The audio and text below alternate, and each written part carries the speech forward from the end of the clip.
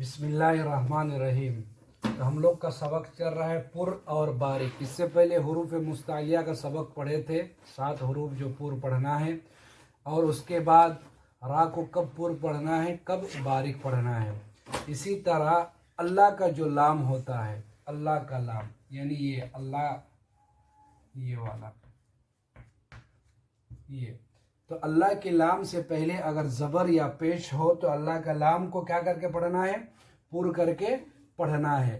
اگر اللہ کے لام سے پہلے زیر ہو تو اللہ کے لام کو کیا پڑھنا ہے، باریک پڑھنا ہے۔ جس طرح کل آپ لوگ پڑھے تھے کہ را میں زبر ہو تو پر پڑھنا ہے، زیر ہو تو باریک پڑھنا ہے، پیش ہو تو کیا پڑھنا ہے، پر پڑھنا ہے۔ اسی طرح اللہ کے لام میں بھی آتا ہے، زبر ہو تو پر، زیر رہا تو باریک، پیش رہا تو پر کر کے پڑھنا ہے۔ ایک دو مثالیں دیکھ لیجئے، جیسے حمزہ نون زیر ان، نون لام زبر نل، ان نل لام کھڑا زبر لا، ہا زبر ہا، ان اللہ۔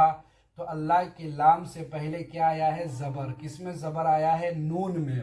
تو اللہ کے لام کو کیا پڑھیں گے، پر کر کے پڑھیں گے۔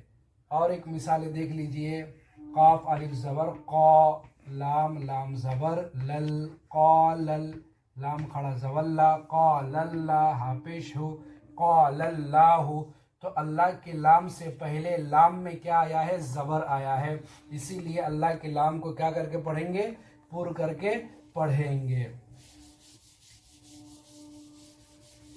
اب دیکھیے پیش کی مثالیں، خا لام زبر خل، قاف لام پیش قل، خل قل لام کھڑا زبر لا، ہا زبر ہا، خلق اللہ، خلق اللہ، ایسا پڑھنا ہے، خلق اللہ۔ تو اللہ کے لام سے پہلے کیا آیا ہے، پیش آیا ہے، تو اللہ کے لام کو کیا کر کے پڑھنا ہے، پر کر کے پڑھنا ہے۔ اور ایک مثال دیکھیے، یا پیش یو، را یا زر ری، یوری یوری، دال لام پیش دل، یرید لام کھڑا زبر لا، یرید اللہ، حاضر ہی، یرید اللہ۔ تو اللہ کے لام سے پہلے کیا آیا ہے، پیش آیا ہے، یرید اللہ۔ تو اس دال کو کیا، دال میں پیش ہے تو اور اللہ کے لام سے مل رہا ہے، اسی لیے اللہ کے لام کو کیا کر کے پڑھیں گے، پر کر کے پڑھیں گے۔ اب دیکھیے زیر، اللہ کے لام سے پہلے اگر زیر آئے تو اس کو کیا کر کے پڑھنا ہے، باریک کر کے پڑھنا ہے۔ جیسے با زبر با، با زیر بی، لام لام زیر، با زبر با، لام لام زیر لیل، بلیل لام کھڑا زبر لا، بلیل لا، حاضر ہی، با زبر با، لام لام زیر۔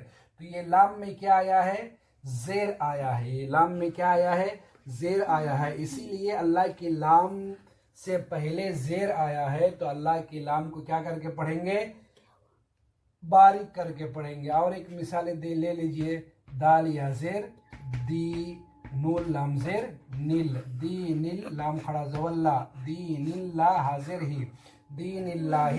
تو اللہ کے لام سے پہلے کیا آیا ہے، زیر آیا ہے، نون میں کیا ہے، زیر ہے، اسی لیے اللہ کے لام کو کیا کر کے پڑھیں گے، باریک کر کے پڑھیں گے۔